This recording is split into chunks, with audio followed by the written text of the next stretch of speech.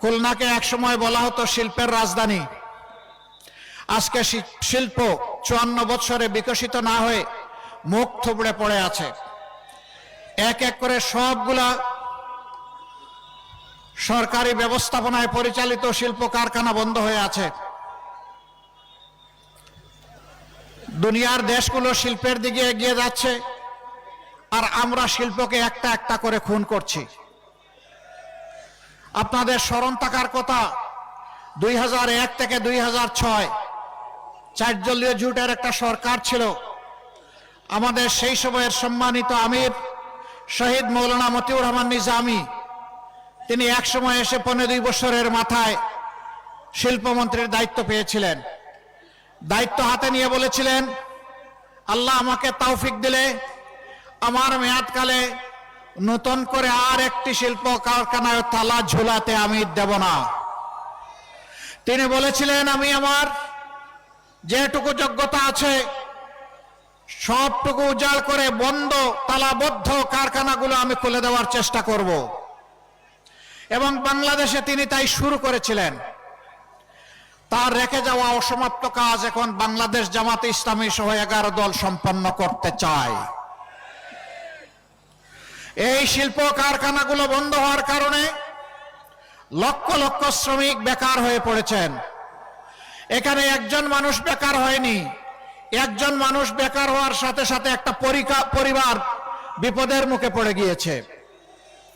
আমরা ইনশাআল্লাহ জনগণের ভালোবাসায়, সমর্থনে, ভোটের রায়ে, আল্লাহ তাআলার ইচ্ছায় যদি এদেশের সেবা করার সুযোগ পাই, আমরা কথা দিচ্ছি বন্ধ নয়, বন্ধগুলা খুলবো, নতুন করে ইন্ডাস্ট্রি স্থাপন করা হবে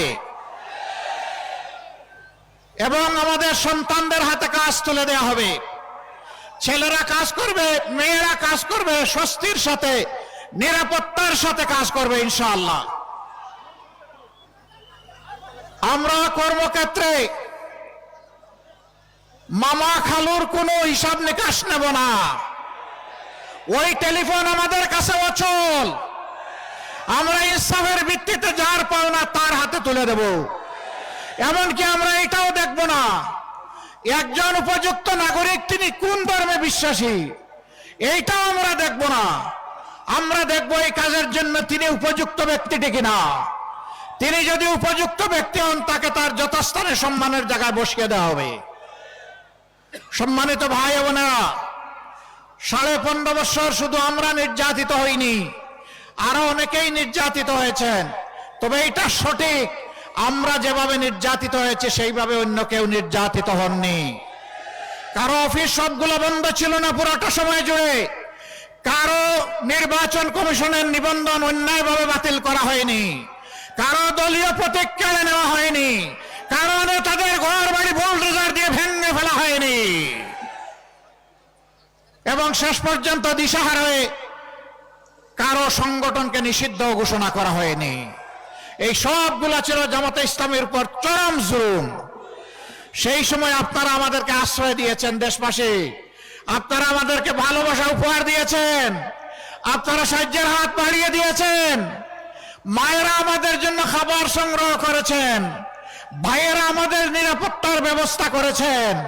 সেই দিন আমাদেরকে আশ্রয় দেওয়ার মানে ছিল নির্ঘাত।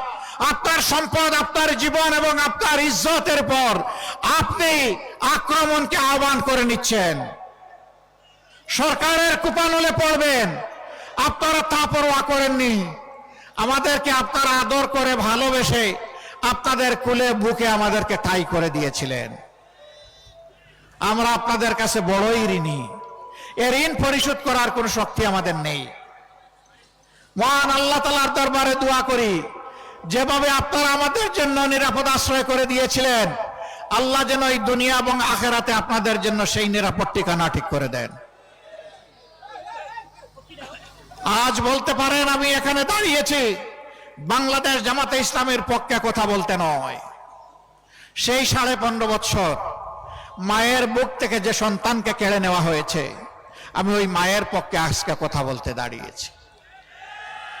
যে বাবার বুক থেকে তার সন্তানকে তুলে নেওয়া হয়েছে, আমি সেই বাবার পক্ষে কথা বলতে দাঁড়িয়েছি। যে বোনটির বুক থেকে তার স্বামীকে উধাও করা হয়েছে, আমার সেই বোনটি, আমার মজলুম বোনটির পক্ষে আমি এখানে দাঁড়িয়েছি। যে কচি সন্তানগুলোকে এতিম করা হয়েছে, আমি সেই এতিম অবুঝদের পক্ষে এখানে দাঁড়িয়েছি। ঘুরে ঘুরে সারা বাংলায় তখন চেষ্টা করেছি সেই মজলুমানের খোঁজখবর নেওয়া। তাদের দুয়ারে গিয়ে হাজির হয়েছে জীবনের রিস্ক নিয়ে। আমি তাদের চোখের কোনায় তরল পদার্থ দেখেছি। সেই তরল পদার্থ চোখের সাধারণ পানি ছিল না। তাদের আপনজন প্রিয়জন হারানো যে মানুষগুলো দুনিয়া থেকে চলে গিয়েছে, তাদের রক্তের ফুটা আমি চোখের কোনায় দেখতে পেয়েছিলাম।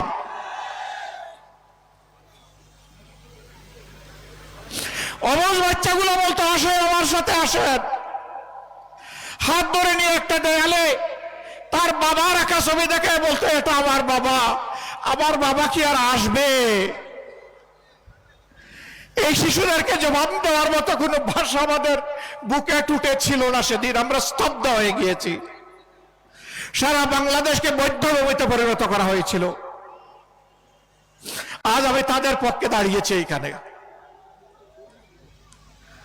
আমি দাঁড়িয়েছি 18 কোটি মানুষের পক্ষে, সিন্ডিকেট করে ছাদাবাজের কবলে ফেলে যাদের উপর আর্থিক, দৈহিক, মানসিক সব ধরনের নির্যাতন করা হয়েছে।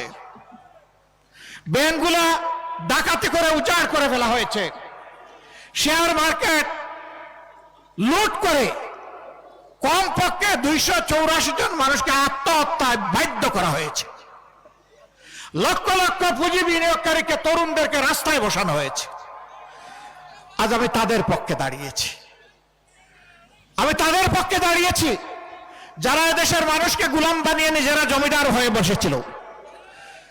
তাদের বিরোধিতা করতে গিয়ে যারা আওয়াজ তুলেছিল, তাদের কণ্ঠ স্তব্ধ করে দেওয়ার জন্য জনগণের টাকায় কিনা অস্ত্র থেকে গুলি ছোড়া হয়েছিল।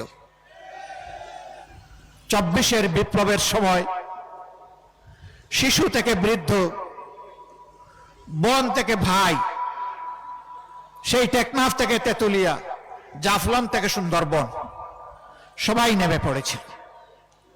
মা তার 10 মাসের কুলের অবুঝ শিশু নিয়ে রাস্তায় নেমে পড়েছেন রাজধানী ঢাকার উত্তরায়।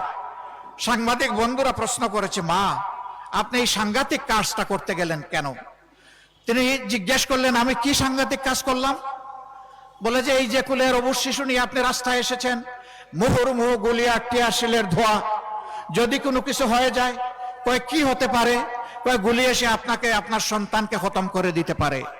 সে মা চিৎকার দিয়ে সেদিন বলেছিলেন, সন্তান আমার একটা নয়, আজকে বাংলার রাস্তায় আনাচে কানাচে লক্ষ লক্ষ যে তরুণ তরুণী নেমেছে, সবগুলো আমার সন্তান।